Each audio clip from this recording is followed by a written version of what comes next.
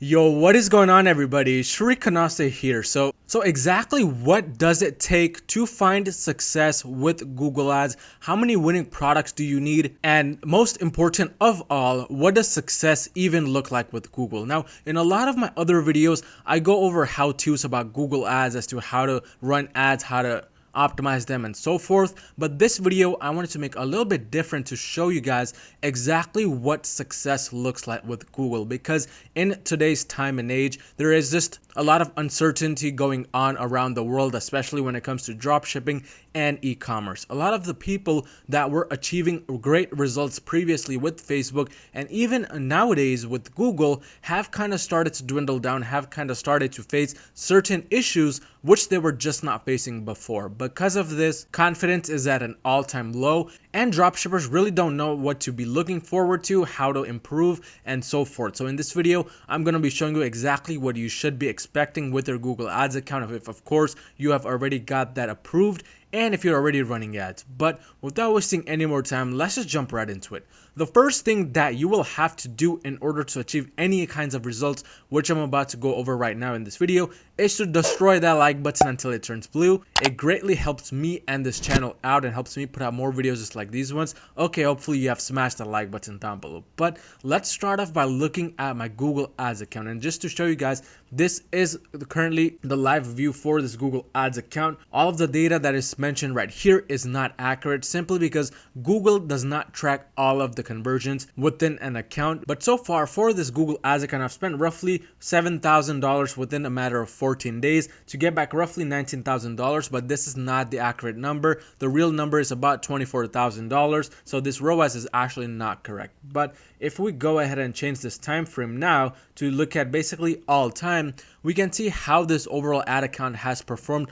over the long period of time. And this is one thing a lot of people fail to realize. They look at these short periods of time where they may be struggling or they're currently struggling right now, and they think that just because they're struggling at that given moment, that is their fate with their Shopify dropshipping store. They're not going to be able to achieve any further results or any greater results, and that is far from the truth. As you guys can see, so far since about the beginning of 2020 to right now when I'm recording this video, which is in March of 2021, this store has spent roughly $200,000 to get back a little over $1 million in sales with a ROAS of 5.21. So over the long period of time, this store has been greatly profitable. As you can see, with just 200K spent, I've made over $1 million on this store. But again, if we were to just look at a short period of time, the data would be different. And that is always the case.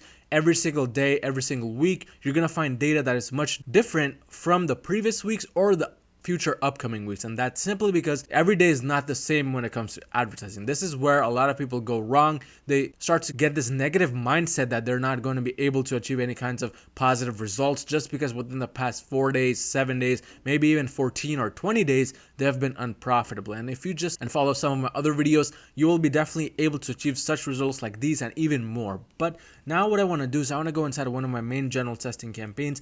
This has been running for quite a while. As you guys can see, this campaign alone has spent roughly $100,000 with a ROAS of 4.53. So it got me back about $500,000 in sales. Not every sale was calculated with this campaign, but what we're going to do is we're going to go inside this campaign to look at all of the products. Now, before you go crazy thinking I'm going to reveal my winning products, that is not true at all, because I'm not going to reveal my winning products for obvious reasons.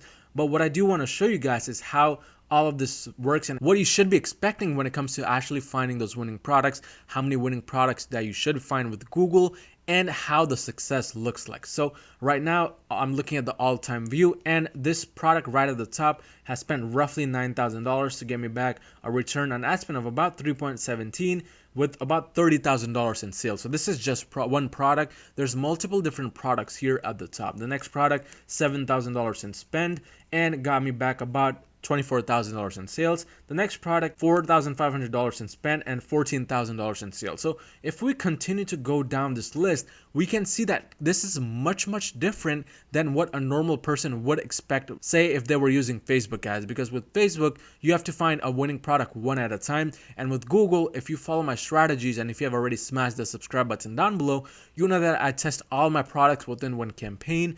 I do not like testing products one by one, because not only do I think that is a waste of time, but that is also heavy on your pockets, especially if you don't have a big budget to begin with. So this real strategy which I use helps me test multiple different products, and this campaign right now is testing over 1,000 different products, because I have over 1,000 different products on my general store. But as you guys can see, this is exactly what success looks like with Google. Number one thing is that success with Google is not dependent on one product. You need to be having multiple winning products. And this is why I always say keep on adding different products to your store. Never stop the product addition, because the day you stop adding new products is the day your store starts to turn slowly 180 degrees towards the path backwards. And if you were thinking that success with Google is very easy, that is far from the truth, because just finding and adding the products is big work on its own, and that's why you want to kind of outsource those tasks as fast as you can. But with Google, once you find one winning product, you can kind of start adding more and more similar products to find even more winning products from that point on. So here right now, all of these products that you see, there are only two main winning products which are very similar to each other. This one right here, which got me back a return on ad spend of 3.27, and the next one is right here, which is another similar item but a little bit more expensive, got me back a ROAS of 4.20. So that is one thing I do. Once I find one winning product, I try to double down on that by adding more different variations of that same product. Maybe I'll add a different design, different style, and higher quality, and so forth. But this brings me to point number 2, and that is you shouldn't be just adding random products to your store. Now, I always say this, I have videos on how to do product research on my channel, but you should really be focusing on the search volume, the competition, the pricing, profit margins, and so forth when it comes to adding products for Google, because as you guys can see, the pricing, I have a wide range of different priced products on my store. This one is $79, this one is $140, and if we scroll down, this one is $347. Obviously, the one that cost the most got me back a ROAS of 12.99, because I spent $1,444 on this to get back $18,000. So as you can see, high ticket works really well with Google.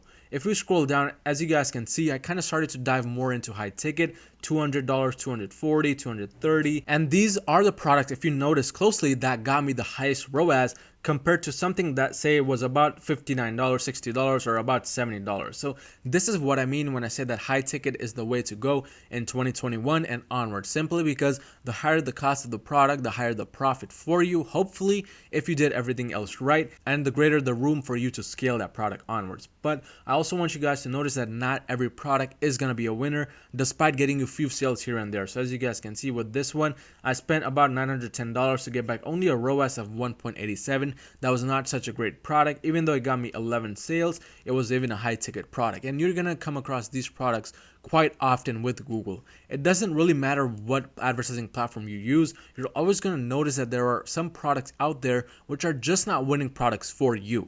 It may be a winning product for somebody else, but when it comes time for you to test, it just drops down, it just stops working. And that is completely fine, because with Google at least, what you can do is you can go out and find even more products, maybe in the same niche, maybe different niches, different prices, to test and then find success with those. But if we continue scrolling down this list, we can see that there's multiple different products which got me really good ROAS, multiple different products which got me okay ROAS. And this is exactly how Google works. A lot of people have questions as to how Google works, what you can expect. This is what you should be expecting when you start adding products every single day. And you want to keep at it, because as I mentioned, the day you stop adding new products is the day your store starts turning 180 degrees towards the path you just came from. But this brings me to the next point, and that is just adding new products every day is not going to be enough. It's not just like you just simply add a product to your store, then if it starts selling, or if it doesn't start selling, it doesn't really matter because you forget about it. You're on to the next batch of products.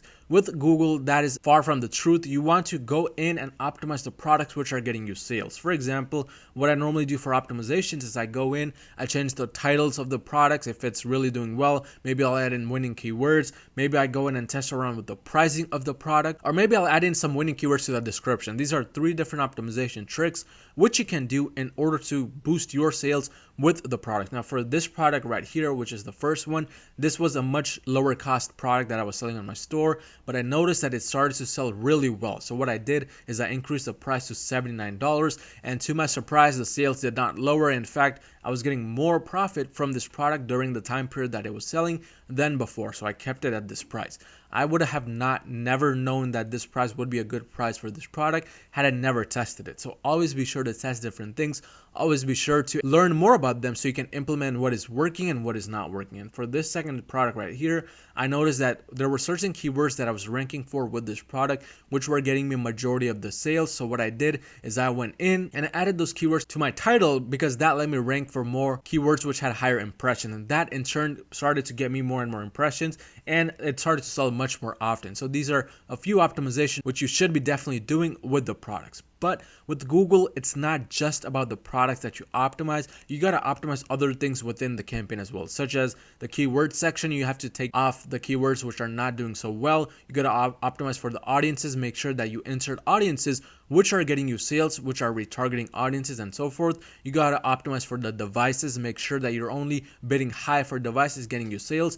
Otherwise, just lower the bid for the bad devices. And finally, you can also optimize things like the location. So if there's one location, say Hawaii, that's not getting you any sales but spending a lot of money, you can go ahead and exclude that location. But this is exactly what you should be doing with Google Ads. And this is what you can be expecting after you consistently add a new product, after you consistently optimize the campaigns. And of course, with Google, one thing you want to understand is that it is a time-based thing. It really takes a lot of time for it to start working, but once it's working, once it's on automation, that is when it starts bringing you the best results possible. As you guys can see, when I started this campaign, which was in about late 2019, basically early 2020, the campaign wasn't doing so well. I was barely spending any money. In January of 2020, it spent only about $952. But over time, it started spending more and more money because it started to optimize more and more, and it starts to get me more and more results. So that is exactly what you should be expecting with Google. If you're looking to achieve these kinds of results with Google, I do offer one-on-one mentoring on Google Ads only. You can message me on Instagram.